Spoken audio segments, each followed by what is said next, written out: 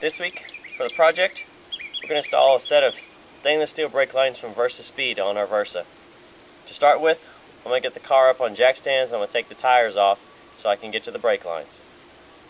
Okay, now to start with, the brake lines are here right in the rear axle, and here's the spare tire, and the exhaust canister comes over here. The lines are actually, the pieces we're going to replace are a rubber line. Usually say on them Nissan 1/8 SAE, so you know what they are. They're a black rubber with a metal end here. From the engine room all the way back to here is a metal line. Then we go to rubber, and then back to metal line when we go from here to the axle. So what we'll do is we'll replace those. To start with, I took a 10mm open end wrench. I'd recommend using a flare wrench if possible. That way you don't round off the flare nut edges. I'm going to break those loose, and I'm going to hand loosen them until they slide out. Then I'm going to let this just drain, and I'm going to let it drip all the brake fluid out. Now if you notice, I do have a latex glove on, and I'll put one back on this other hand. Brake fluid is very toxic to your hands. It'll eat paint off of cars, it'll stain clothing, so be very careful with it when you're letting it drain.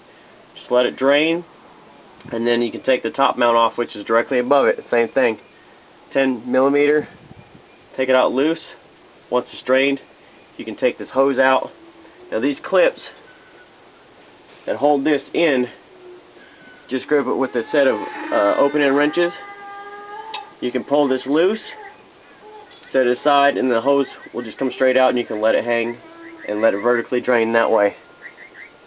Once we have it drained out, we'll take this off, and we'll get the new hoses put back on. Okay, now that I've got everything taken apart, you notice my first brake line is going in.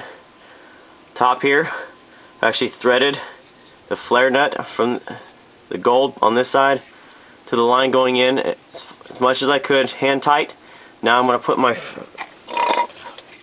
lock clip on. I'm going to hand start it with the two edges underneath, and then I'm going to tap it in place.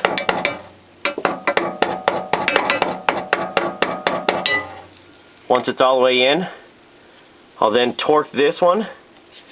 It's going to be to about 17, I think it's 16.2 Newton meters, 17 Newton meters based on the factory service manual. Then I'm going to move to this one at the top, and then I'm going to do the far one on the inside here, and then I'll do the near one. Just do it in that sequence. That's going to give you the most tool access, make sure everything's torqued right and all the way around. And all you see all this fluid here, I'm going to clean it out, wipe it down with water and a towel, make sure everything's cleaned off. And then once we'll do that, once the brake lines are in, we can bleed the system. Okay, here's the finished product. Everything's been torqued properly, all the clips put back in, and the lines routed. Now it's time to bleed the brakes. Okay, to start bleeding the brakes, I'm going to fill up my master cylinder, and I'm going to fill it to the max line or even just a little bit beyond.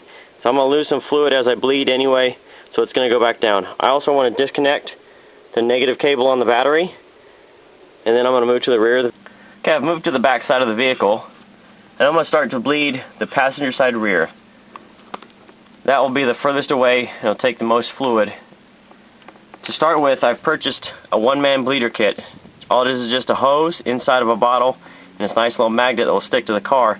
The hose is going to run to the back side of the axle, right here.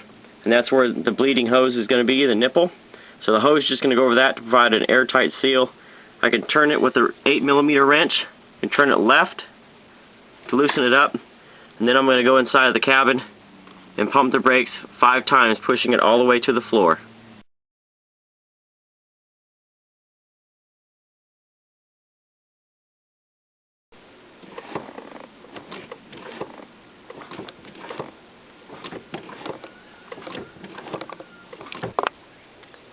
Okay, I'm done with the rear.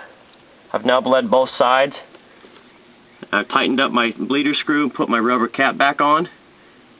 I've had to do 4 or 5 pumps on the brake, come back and check to make sure there's no leaks in the system. And then I've also filled up the reservoir on the master cylinder twice.